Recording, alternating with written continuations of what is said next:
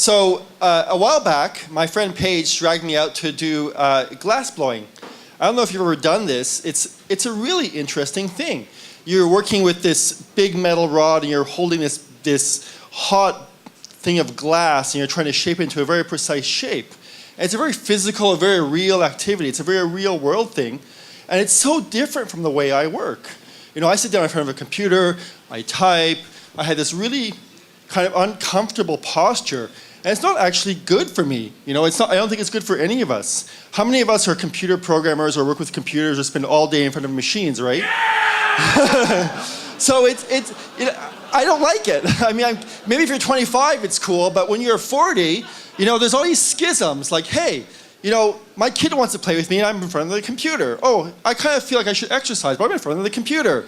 And like, that's not the same with glass blowing. My kid can watch me glass blow or things like that, you know? And it's not good for us in work.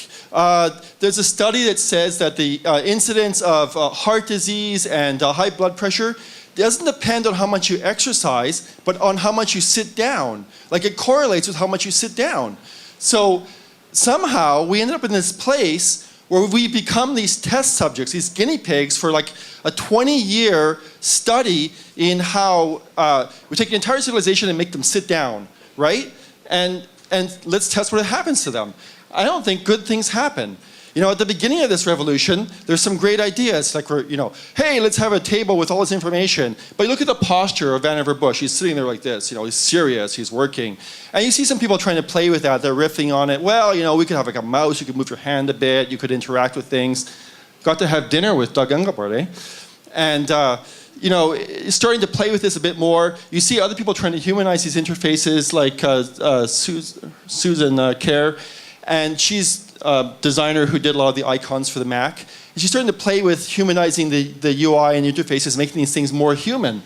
And you're really starting to see kind of a trajectory, especially in science fiction, where people are speculating about, well, what would happen if we had like a fab lab and an AR heads-up view, you could manipulate objects and work with your, oh, look at that, Iron Man 2. And, you know, work with your objects directly, and there's kind of this trajectory. But, you know, how do we get to that kind of place? Like, I don't want to sit down. I want to stand up. I want to kind of use my body. I want to, you know, I want to work in my daily life with my whole body, not just my head and my hands. So I think there's two ways or two kinds of parts of this. One is you can take ordinary 3D stuff like architecture or things like that, and that's a very nice, simple visual parallel. You know, I'm an architect. I'm making a building. I'm drawing out a building. It makes sense. But what do you do when you're dealing with things that are not spatial?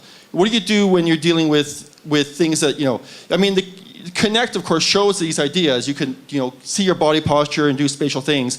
But how do you translate concepts that are not spatial, like programming, which is what I happen to do, or things like music, into a visual metaphor so you can find an excuse to use your whole body? I think what's going to happen is we're going to start looking at martial art forms, different kinds of art forms like capoeira, like taekwondo, and maybe take katas from those and use those as the beginning of a grammar, a language which we will use to build next generation interfaces, which I can't really imagine what they'll be like because I'm, you know, old generation, but one can kind of hypothesize.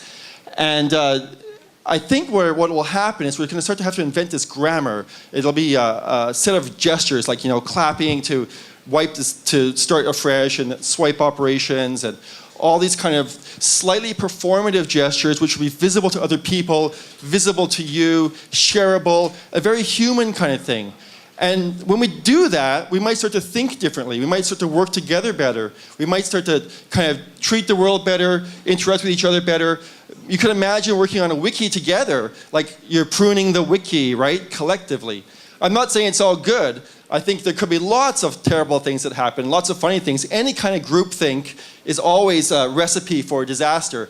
But I like to think of an idea of, you know, I would prefer to come home after work with like a sprained shoulder from having to move all that data around rather than having like diabetes, right? I just think that would be more cool.